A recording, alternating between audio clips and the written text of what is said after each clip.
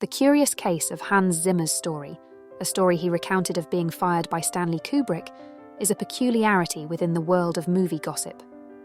In a recent interview on Alec Baldwin's podcast, Here's the Thing with Alec Baldwin, famed composer Hans Zimmer recounted a surprising story. He claimed that he was fired by legendary director Stanley Kubrick when he was just 18 years old. According to Zimmer, he was let go from working on the soundtrack for Full Metal Jacket, which was eventually released in 1987. Now, when this was put out, many people speculated that something was wrong with the dates mentioned. Let us look at Hans Zimmer's birth date. Hans Zimmer was born on September 12, 1957. Given this, Zimmer would have been 18 years old in 1975. Timeline of Full Metal Jacket. Full Metal Jacket began production in 1985 and was released in 1987. At that time, Hans Zimmer was around 30 years old, not 18. This discrepancy immediately raises questions about the accuracy of Zimmer's memory.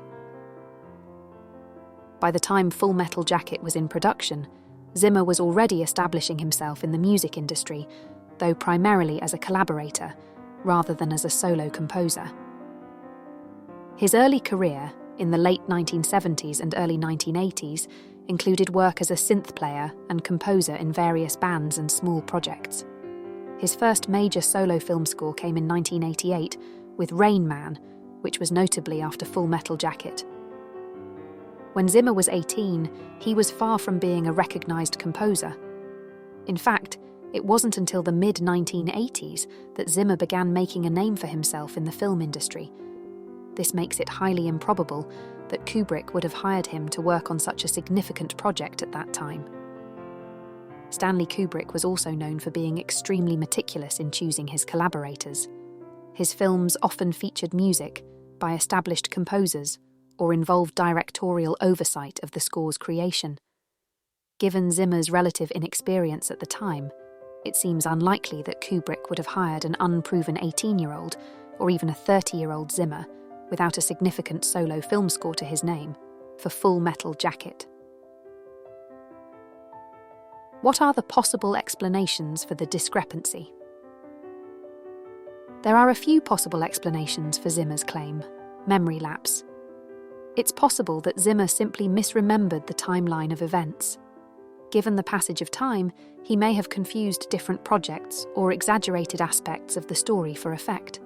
The age of 18 could have been a misstatement, or he might have conflated different experiences with Kubrick or other filmmakers. Embellishment for narrative impact.